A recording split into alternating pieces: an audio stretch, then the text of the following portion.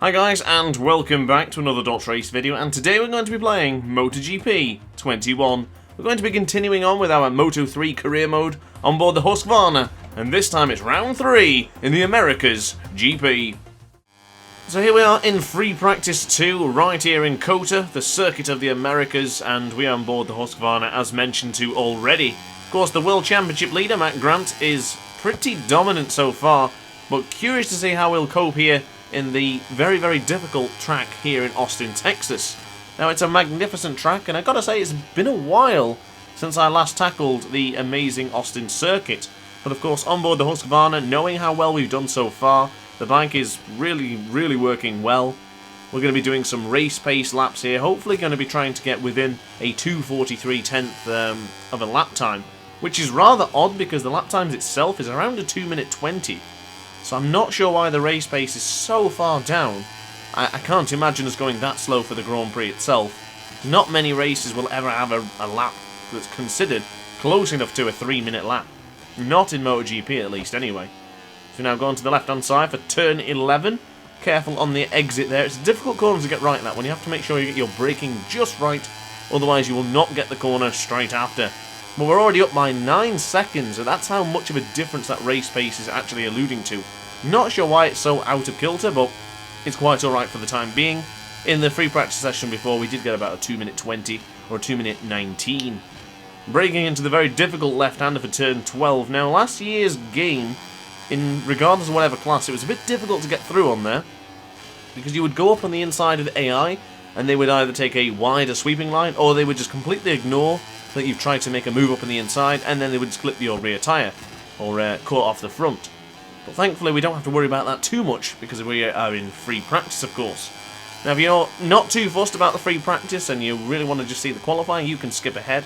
But if you want to see the build-up and see how this motorcycle's working in the wet, in my very first experience in the wet race, actually right here in MotoGP 21. Well, I had a little bit for the review, but this is my actual first race weekend in career mode, where we're going to be using the Husqvarna, of course. Jama Masia has just crashed out. Not sure what's happened to him in the practice session, but of course he still leads with a 2:42.370. Xavi Artigas crosses the line now, and we follow him. We get a 2:26.378. So there's great potential to improve that lap, but of course in the wet it is difficult to obviously maintain very fast lap times as the tyres begin to degrade, and of course in the wet surface, opposed to being rainy, the track will eventually dry out, thus resulting into degradation on the tyres, just degrading even quicker. So I'm still running my familiar setup, such as traction control on 3, engine braking on 5, and the power setting at 3. Now, the power setting at 3, it's got plenty of laps to do this race pace in, so it should be absolutely fine. But of course, with the race pace, this is a particular objective where you need to get 5 consistent lap times in a row without making a mistake on any of them. Now here, there's quite a bit of a gap to the actual race pace, which the target time has been given, which is of course the 2:43 as mentioned to earlier. So I don't think I really need to push too much. But at the same time, I want to continue to push relatively well, so I can get used to the circuit and get used to the wet patches on the track. Because I do feel like the wet is a new beast. A lot of people get intimidated by the wet. Not for me.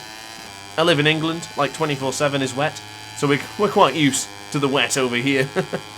But I did not expect Austin, Texas, of course, a track that is renowned to be very, very warm with extremely high temperatures, is quite frankly quite the opposite here today as we go underneath the Red Bull sign.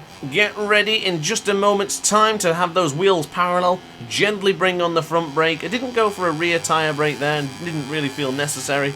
As we now go into the left-hand side, a little bit eager on the acceleration there. You have to be careful, especially in the wet. Regardless of whether you're using a Moto 3 bike, a Moto 2, or even a MotoGP machine, you have to be careful going on the wet surfaces.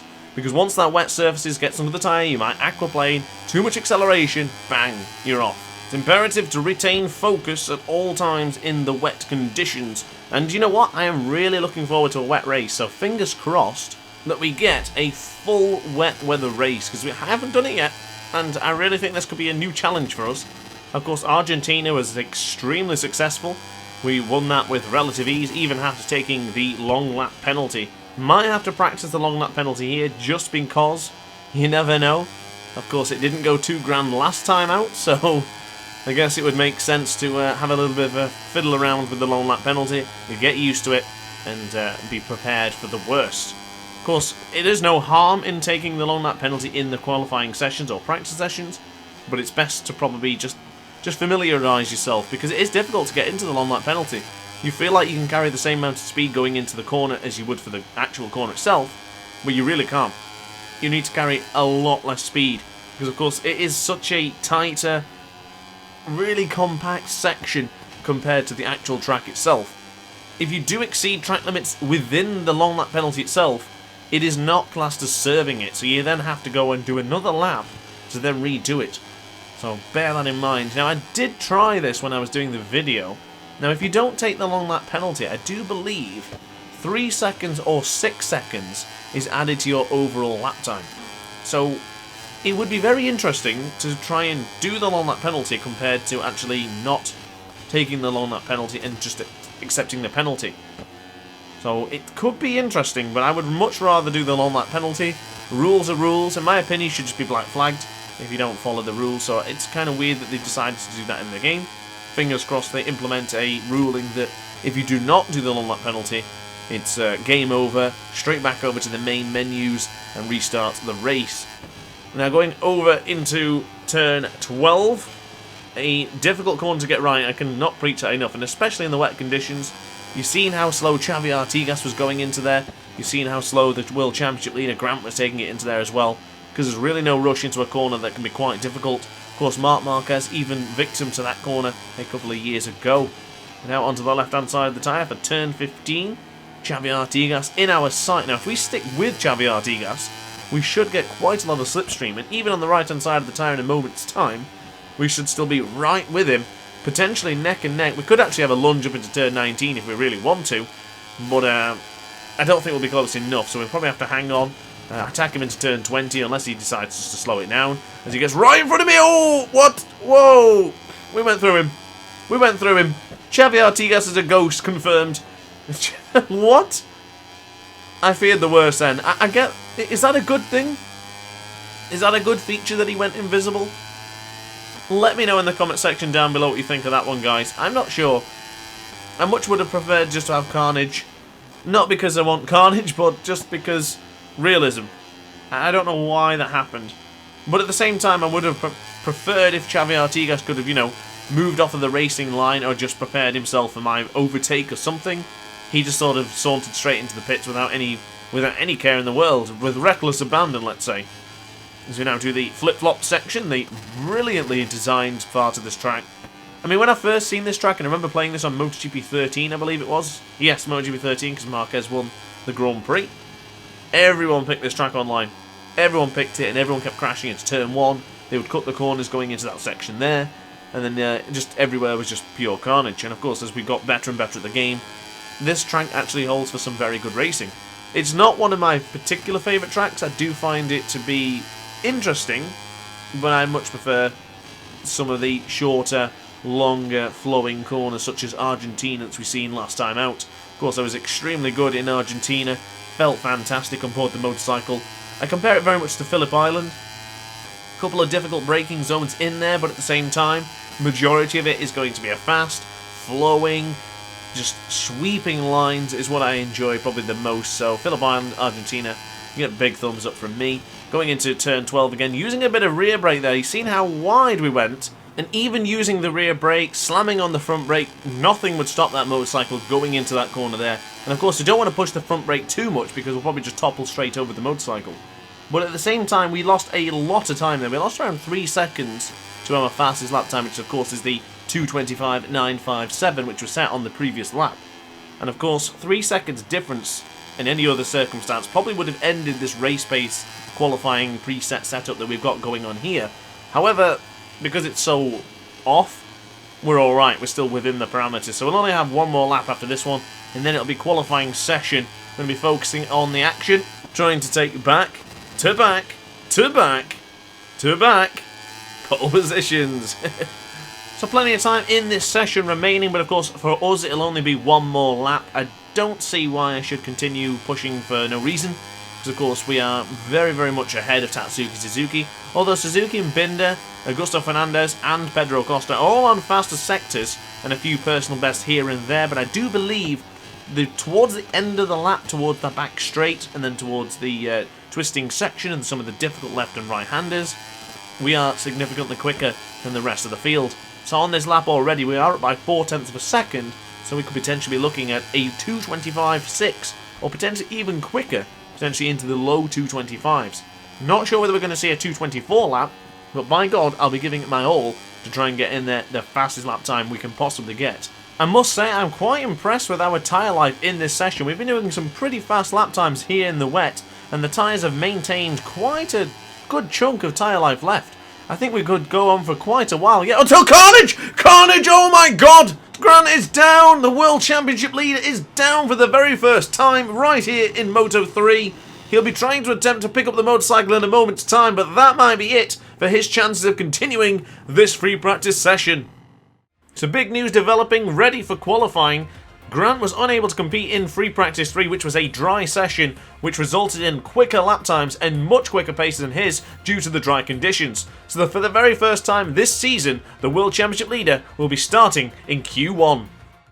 So of course the championship protagonist, World Championship leader Grant on board the Husqvarna for the Sterile Garda Max Racing team will start from Q1 here today. He's found himself in a pretty good situation right behind Filip Salac, but I don't think he's going to utilise his slipstream or to even follow him around this track. He has already passed the Viennese Snipers rider and now is beginning to look into trying to tackle this track as quick as possible without utilising valuable tyres. We continue to ride with the World Championship leader as he's on the right-hand side of the tyre for turn 6. The smooth acceleration and smooth throttle control going into turn 7 is quite important as he sets the first past sector, but Filip Salac, during the qualifying session, is acting like it's going to be a Grand Prix skirmish in a moment. He's getting up in the inside of the World Championship leader, giving him the big don't argue. Obviously didn't like the way he messed up his lap previously, and now they're going to get alongside each other, going underneath the cashback sign, and now going into turn 11, hard on the brakes. This qualifying session is looking more like a Grand Prix. And now Filip Salac will get up inside again as two more riders. Goodness me, qualifying session like this is not ideal for both of these men. Filip Salac obviously wanting to do his best to stay in the tow of Grant, and Grant is like, mate, if you want to come with me, go ahead.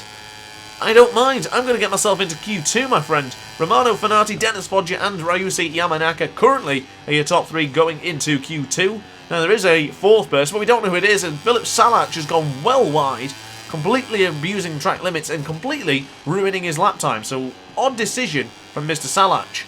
Now onto the right hand side of the tyre for turn 14. Get ready to flick it left in a moment's time for turn 15. A little bit out of shape there on board this Husqvarna. The Moto 3 machine shaking, wobbling and weaving. A little bit of a wheelie out there coming out of the difficult right-hand section. Personal best sector for everyone right now. Foggia, Fenati, Yamanaka, Grant, Fernandez, Dupasquier, all on fastest laps. Nobody's going to really hold back here. Everybody wants to get into Q2. 4 positions available. Who's it going to be? Grant is getting ever so closer as Romano Fenati does set the fastest lap of this qualifying session so far. Sasaki's up there, Dupasquier is also in there. Grant will come over the line now, we'll follow him across the line, and he gets 2:18.760. So Q1 is now over. Grant, Fenati, Yamanaka and Koffler will be moving on through to qualifying 2 to face the big boys and see who can get pole position.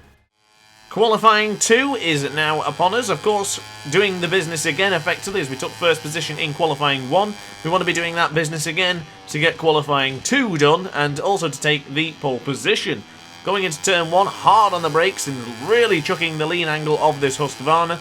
Similar to for turn 2, gentle on the acceleration, you can sort of feather it round a little bit to help you get that extra speed. Going on the left hand side of the tyre for turn 3, flick it to the right for turn 4. Grant getting ever so closer and closer to those rumble strips, that's where you got to be. Position yourself between them. The rumble strips are there to aid you around this magnificent circuit. And he's up by almost 9/10 of a second in this first sector. Nicola Antonelli's pole positions time, currently as it stands, is going to be absolutely decimated. Massey Binder currently on the front row as it's 8.5 minutes remaining of this session. Turn 10 navigated well for the Husqvarna man. He's into power setting 3, a little bit wide onto the rumble strips, giving a bit of a bobble, but he's quite alright. He's still maintaining a lot of speed. perfect entry into turn 11, getting a brilliant lap here. Careful of the wheelie coming out of that corner, because if you get onto the wheelies, you might then get stuck. You won't be able to turn the bike in. Up by 1.5 seconds. Unbelievable lap time for the man who just came in qualifying 1 just minutes ago. Of course, going into qualifying 1 is not necessarily a bad thing, because he has had the track experience. He's well and ready. He's motivated and prepared for an absolute ding-dong of a lap time. As Yamanaka has gone down, he can't feel the heat. He can't stand it any longer, as Grant is coming through the pack like a knife through butter, if there was one. He is absolutely brilliantly performing here in qualifying. On the left-hand side of the tyre, yet again, a little bit out of shape, but he's quite alright. Still maintaining a lot of speed. Red helmets in every part of the section on the left-hand side of your screen there. Up by just under 2 seconds. Absolutely ridiculous pace.